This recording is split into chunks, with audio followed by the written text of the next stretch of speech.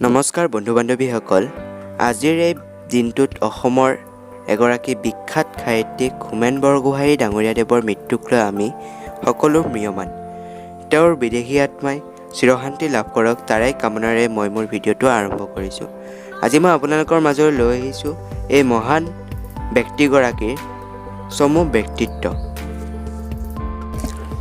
হোমেন বৰগোহাঞি ডাঙৰীয়াদেৱ অসমৰ এগৰাকী প্ৰখ্যাত সাহিত্যিক, সাংবাদিক, সমালোচক, কবি আৰু গল্পকাৰ। 50ৰ দশকৰ পৰাই কবিতা, গল্প, উপন্যাস, বিভিন্ন ৰচনা আদিৰে এইজনা সাহিত্যিকে বিভিন্নজনৰ মানসিক পৰিপুষ্টি সাধন কৰি আহিছে। লেখক হিচাপে বা মানুহ হিচাপে যাৰ আছে অগতানুগতিক ব্যক্তিত্বৰ এক ব্যতিক্ৰম, আৰু এই ব্যতিক্ৰমেই বহুতৰে মন মগজু অধিকাৰ কৰিবলৈ সক্ষম হৈছে।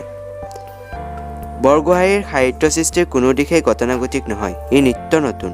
ৰচনাশৈলী, শব্দ সংযোজনা, বিভিন্ন বস্তুৰ উপস্থাপনা, এই সকলোবোৰতে ই প্ৰতীয়মান হৈছে। লেখক হিচাপে তেওঁ সফল। তেওঁৰ সাহিত্য প্ৰতিভাই অসমৰ প্ৰতিজন সাহিত্য প্ৰেমীক মোহাচ্ছন্ন কৰিবলৈ সক্ষম হৈছে। বিভিন্ন নৰক নামৰ কিতাপখনৰ কাৰণে তেওঁ চৰকাৰী চাকৰিৰ পৰা অব্যাহতি ল'বলৈ বাধ্যত পৰে। চাকৰিৰ পৰা ওলাই তেওঁ সাংবাদিক জীৱনৰ লগত সাঙুৰ খাই পৰে। তেওঁৰ কলমেদি কেইবাখনো আত্মজীৱনীমূলক কিতাপ প্ৰকাশ পাইছে। প্ৰতিখন কিতাপত এক সুকীয়তা দিবলৈ তেওঁ সক্ষম হৈছে। এই মহান ব্যক্তিগৰাকীৰ জন্ম 1932 চনত 7 ডিচেম্বৰত লখিমপুৰ জিলাৰ ঢকুৱাখানাত হৈছিল। তেখেতে উচ্চ শিক্ষা কটন ইউনিভাৰ্চিটিৰ পৰা লাভ কৰিছিল। তেখেতৰ দাম্পত্য সংগী আছিল নিৰুপমা বৰগোহাঞি।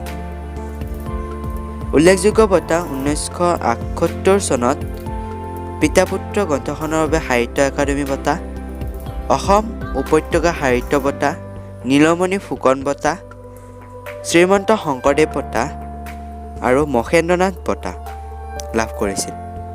তেখেতে 2001 আৰু 2002 চনত অসম সাহিত্য সভা ডিব্ৰুগড় আৰু কলগাছিয়াৰ অধিৱেশনত সভাপতিৰ পদত অধিষ্ঠিত হৈছিল। সাহিত্যিক অৱদান: উপন্যাস সাউদৰ পুতেকে নাও মেলি যায়, হালধীয়া চৰায়ে বাওধান খায়, অস্তৰাগ, পিতা পুত্ৰ, কুশীলৱ, তিমিৰ তীৰ্থ আদি। কবিতাপুথি হৈমন্তী।